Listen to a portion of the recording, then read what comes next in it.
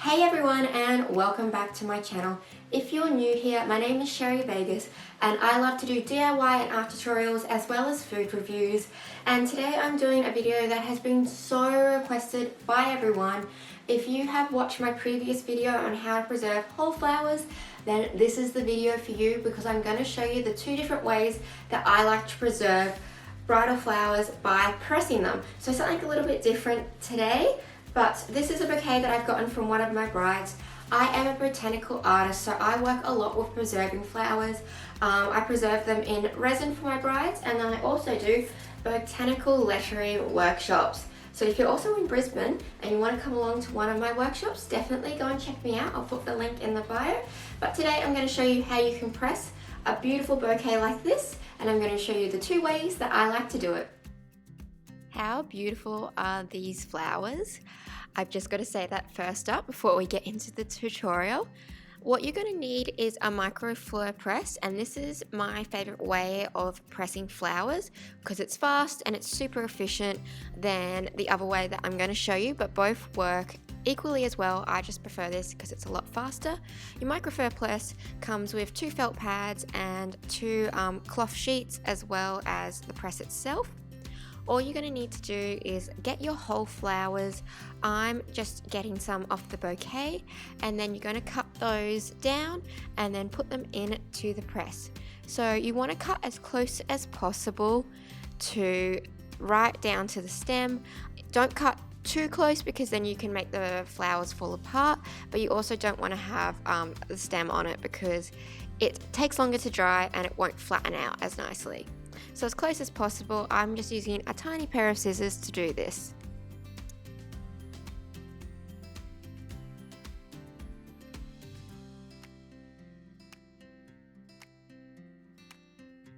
Once you have cut off close to the base as possible, you just want to lay your flower down onto your microfleur press, just making sure that none of the petals are covering the center, as I feel like it looks nicer when you can see the center of the flower.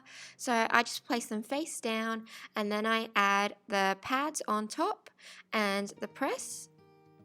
Now it might be a little bit difficult to get the clips on just because obviously the flower at this stage is quite thick, so you do have to put a little bit of effort into getting the clips on. When I use my microfleur press, I only use it for short periods of time, no more than 30 seconds each go, and in between I check and see whether they are dry enough. I find that if you put it in for too long, like a few minutes, you're actually going to either cook the flower or over dry it where it starts to fade and lose colour.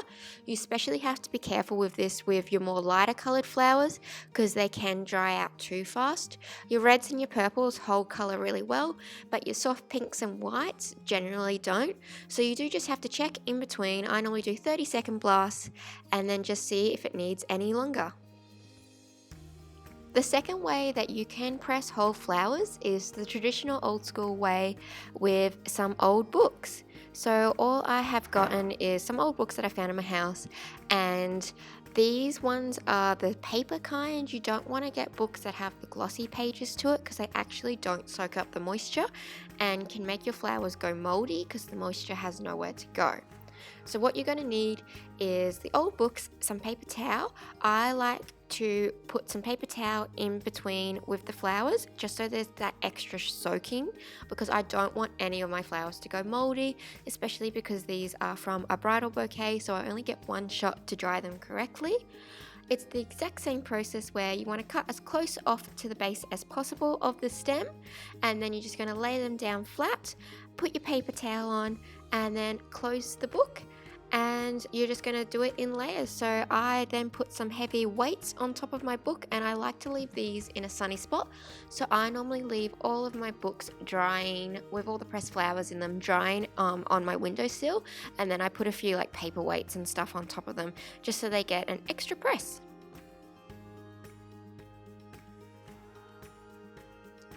I left these flowers for I think 4 to 5 days. I checked on them every day just to make sure that they were drying and not actually going moldy. And now I'm just pulling them out. I could have probably left them in for another day or two, but I just wanted to get them out.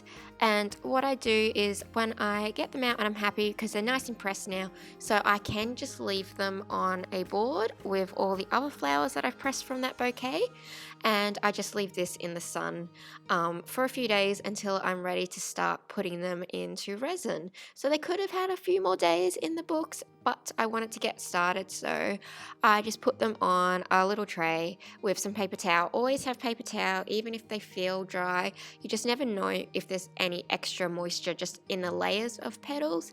But you can see like all of these colors held really well when I pressed them. They've all pretty much stayed the same from the bouquet, so I'm super happy with how all of these turned out. And I pressed some like little rosebuds flat, and I've also opened up some roses and pressed them down flat. And yeah, I've just gotten a really beautiful variety of just petals and whole flowers, and they've all kept their color amazingly, so I'm super happy with how this all turned out. What style did you like best? Did you prefer the old school way with the books, or do you like the microfleur press? Let me know in the comments below which one you would choose. If you're new to my channel, why don't you subscribe, as I post videos like this all the time? And if you enjoy this video, please give it a big thumbs up, as it really helps me out.